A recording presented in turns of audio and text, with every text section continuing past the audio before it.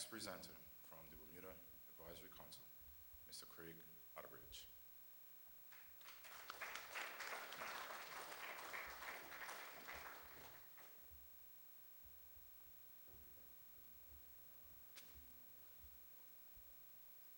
Good evening, everyone. Protocol being established, I ask to indulge me for 10, 15 minutes. Promise not to be that long. I don't want to cause a safety issue here. But today we're going to talk about safety, the unassailable imperative, building national resilience through robust safety and health practices in Bermuda. The prioritization of occupational safety and public health constitutes more than a regulatory obligation. It is a strategic investment in Bermuda's social sovereignty, economic resilience, and long-term stability. A safe and healthy working and living environment is the bedrock upon which national productivity and quality of life are established. Conversely, the neglect of preventative measures leads directly to catastrophic human suffering and imposes massive, often hidden, fiscal burdens on the national healthcare system, social insurance structures, and the private sector output. The foundational legislation governing workplace safety in the territory is the Occupational Safety and Health Act, 1982, subsequently amended in 2009. This act establishes a clear, comprehensive legal framework requiring the monitoring of safety and health concerns across all workplaces, encompassing both indoor and outdoor environments. Fundamentally, the legislation mandates a primary duty on every employer to conduct their undertaking in a manner that ensures the health and safety of their personnel. A crucial, often underemphasized aspect of the Bermuda Occupational Safety and Health Act is the explicit extension of the employer's duty to care. The law specifies that the employer must ensure, so far as reasonably practical, that persons not in his employment who may be affected thereby are not thereby exposed to risk to their health or safety. This legislative clause transforms workplace safety from strictly internal employer-employee concerns into a broader public safety mandate. This principle requires strategic control over operations that might impact the public, such as large-scale construction activities, the transportation of dangerous goods, or the use of heavy machinery in areas accessible to non-employees. It underpins the needs for permits and for operations involving substances particularly hazardous to health, such as asbestos, pesticides, poisons, fumigants, and ensuring the occupational hazards do not cross the boundary into public or community spaces. The Act also places corresponding obligations on employees. Every individual, while at work, is legally bound to take reasonable care to protect not only their safety, but the health and safety also of others who may be affected by their actions or omissions. Furthermore, employees are required to cooperate with employers to enable compliance with the Act and its associated regulations. The law further reinforces the sanctity of safety infrastructures by prohibiting any persons from intentionally or recklessly interfering with or misusing anything provided in the interest of health, safety, or the welfare of the Act, under the Act. Enforcement is handled by environmental health officers who are authorized to investigate complaints or major accidents as necessary. The Occupational Health and Safety Office monitors and registers dangerous machinery, ensuring all heavy equipment is designed, installed, and maintained in safe operating condition and requires all operators to possess appropriate licenses and qualifications. The investment in workplace safety and health yields a measurable return on investment, positioning prevention not as an expense, but as a profit-driven strategy. Workplace fatalities, injuries, and illness cost economies billions annually, largely due to the pervasive and substantial burden of indirect costs. And while direct costs, such as medical treatment and workers' compensation payments, are easily quantified, the true economic devastation results from indirect consequences: lost productivity, disruptions to work overflow, and the need to train replacement workers, investigative costs, and negative impacts on employee morale. In Bermuda, even partially tracked data reveals a substantial economic drain. An analyst of road traffic crashes indicated that these incidents alone resulted in $2.65 million spent on health insurance claims in a single year. Critically, the Bermuda Health Council noted that this figure represented only the direct costs associated with immediate medical care. It excluded considerable psychological and economic losses from productivity and income, long-term disability, and costs associated with care for those disabled by the injuries. Claims paid for services that require specialized care, such as head trauma, must be handled overseas, significantly escalating the total financial strain on the health system. Comprehensive or comparative international data strongly supports the financial benefit of rigorous safety enforcement. Studies indicate that official government inspections significantly reduce injuries with no detectable adverse impact on employment or sales.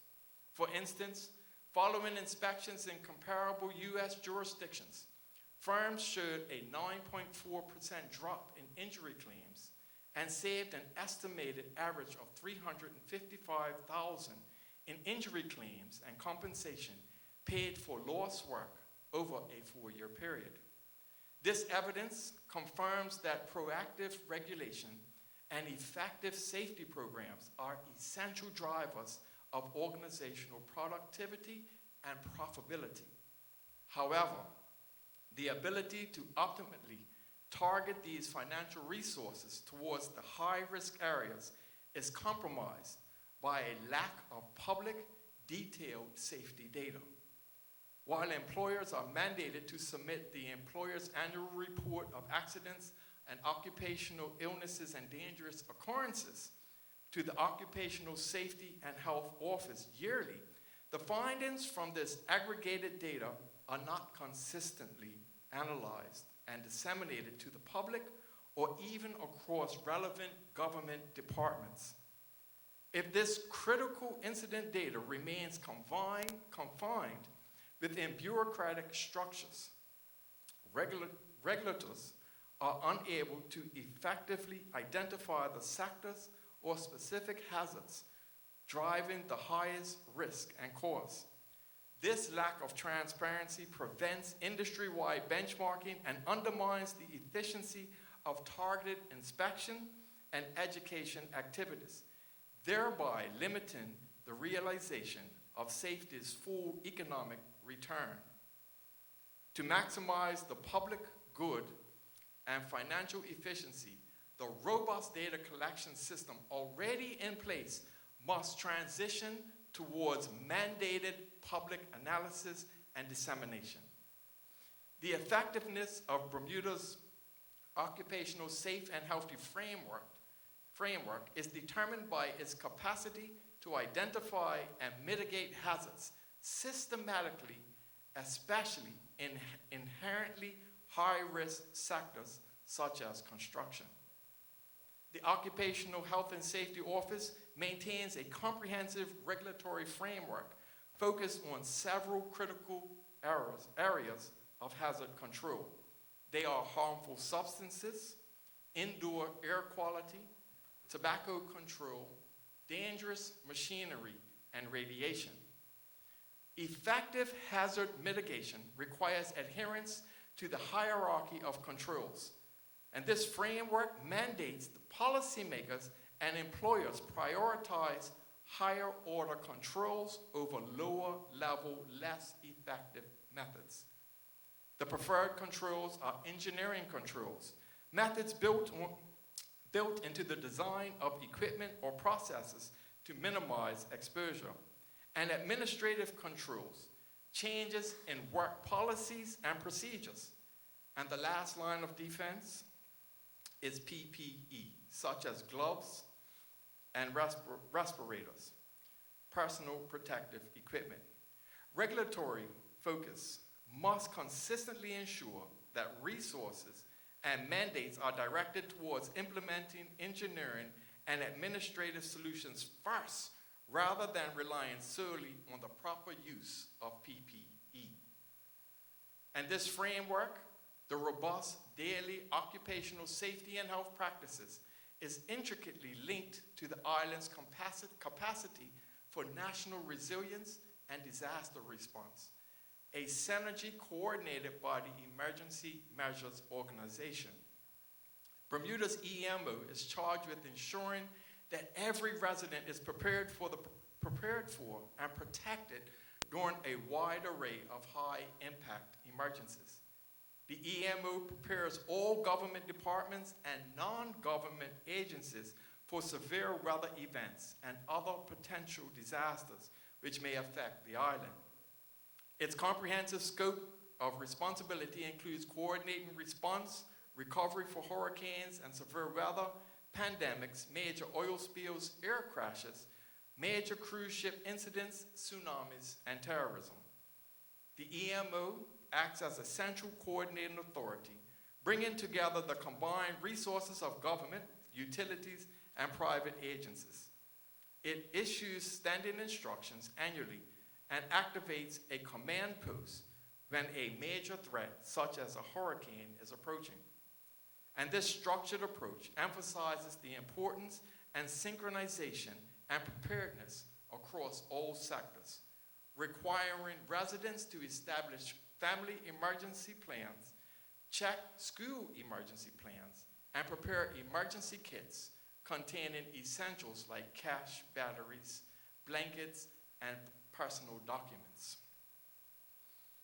From compliance to culture, strategic recommendations for a safer Bermuda. To move beyond baseline compliance and cultivate a national culture of safety and resilience, Bermuda must execute strategic reforms focused on legislative modernization, data transparency, and targeted enforcement.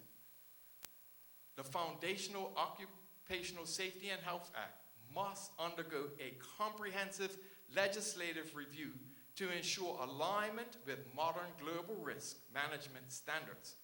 And while the existing framework is robust, a review of the 1982 and 2009 legislation would ensure that it proactively addresses evolving occupational hazards consistent with principles seen in successful regulatory modernization efforts in elsewhere. A key element of this modernization must be the restructuring of the penalty framework.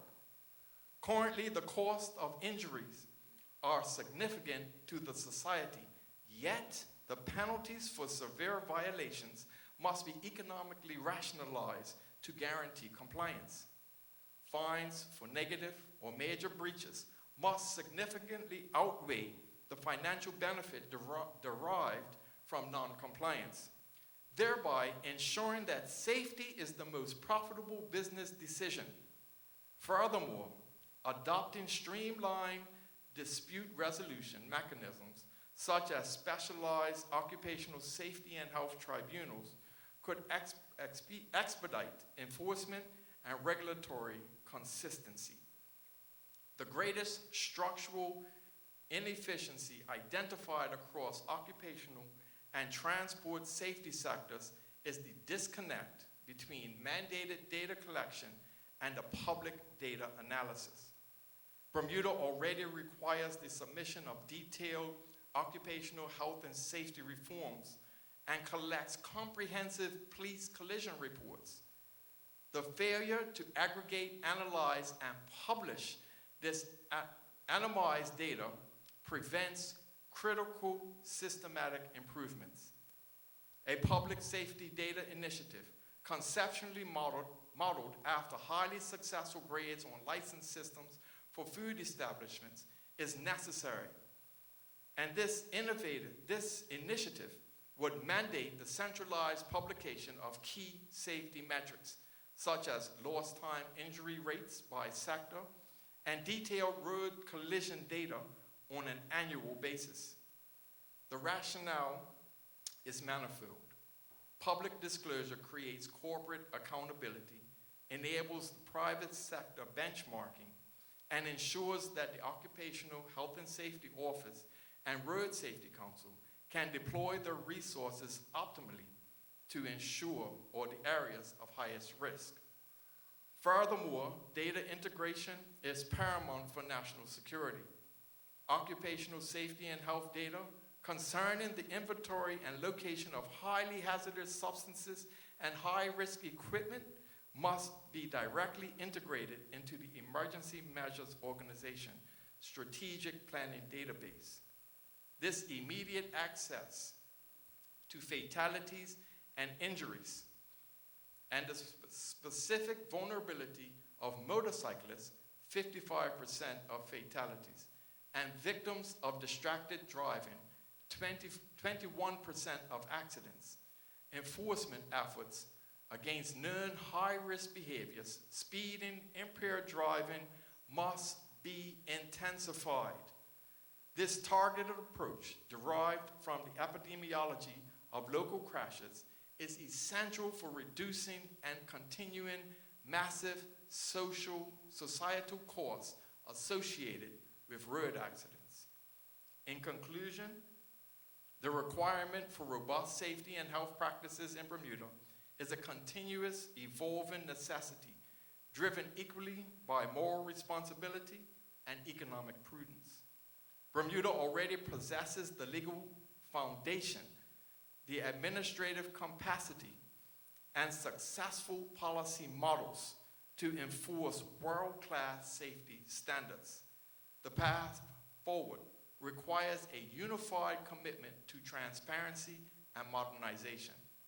By implementing comprehensive legislative reform, mandating the public analysis of accident data, and prioritizing aggressive, targeted intervention in high-risk sectors like construction and road transport, Bermuda can effectively mitigate hazards and reduce catastrophic hidden costs currently draining the economy. Investing in safety is not an operational overhead.